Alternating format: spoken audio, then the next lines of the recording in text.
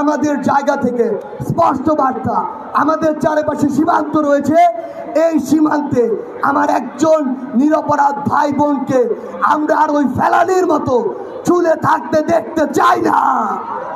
আমাদের জায়গা থেকে স্পষ্ট বার্তাটি হচ্ছে, যদি আজকের পর থেকে এমন কোনো ঘটনা ঘটে হয় তার উপযুক্ত বিচার করা হবে, তাহলে বাংলাদেশের ছাত্র জনতা বিজেপি থেকে শুরু করে যারা যারা সম্ভব তারা সকলে মিলে কিভাবে আমাদের ওই রাষ্ট্রগুলোকে জবাব দিতে হয় সেটি আমাদেরকে একসাথে আবার দেখিয়ে দিতে হবে।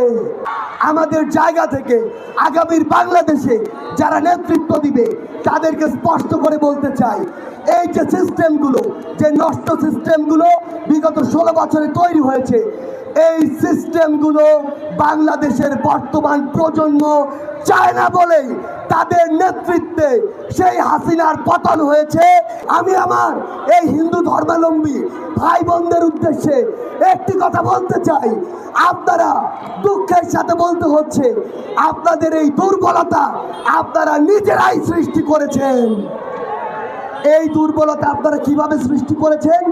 সৃষ্টি করেছেন এভাবে যে আপনাদের যে একটি ভোট, এই ভোটটি আপনারা কোনো কিছু না বুঝে, কোনো কিছু না শুনে, আপনার জন্য কে কাজ করছে সেটি না দেখে, আপনার কথা কে বলছে সেটি না ভেবে সারা জীবন একটি মার্কার জন্য ফিক্স করে রেখেছেন। এই যে নির্দিষ্ট একটি নৌকা মার্কায় আপনারা আপনাদের ভোটটি ফিক্স করে রেখেছেন, এটাই হচ্ছে আপনাদের সবচেয়ে বড় দুর্বলতার জায়গা। আপনি যদি আজকে কোনো অন্যায়কে সমর্থন করেন, মনে রাখবেন এই অন্যায়ের কারণে যে সিস্টেমটি প্রতিষ্ঠিত হবে, সেই সিস্টেমটি দ্বারা অবশ্যই সামনের কোনো একদিন আপনি, আপনার পরিবার, আপনার আত্মীয় স্বজনের কেউ না কেউ অবশ্যই সেই অন্যায়ের শিকার হবে। এই যে রাজপথ, সময়ের প্রয়োজনে আপনারা রাজপথে নেমেছেন, কিন্তু সামনের বাংলাদেশে আপনাদের মতো মেধাবীদের অবশ্যই ওই সংসদে প্রতিনিধিত্ব করতে হবে। আপনারা আপনাদের বাবা মাদেরকে বলবেন, ডাক্তার, ইঞ্জিনিয়ার, পাইলট, জজ, ব্যারিস্টার হওয়ার পাশাপাশি আমাকে দেশের সেরা একজন মেধাবী, সৎ ও ন্যায়পরায়ণ রাজনীতিবিদ হয়ে উঠতে হবে। একটি জিনিস মনে রাখবেন, এদেশের পলিসি মেকিং থেকে শুরু করে আইন শৃঙ্খলা থেকে শুরু করে প্রত্যেকটি জিনিস ওই সংসদ থেকে নির্ধারণ হয়।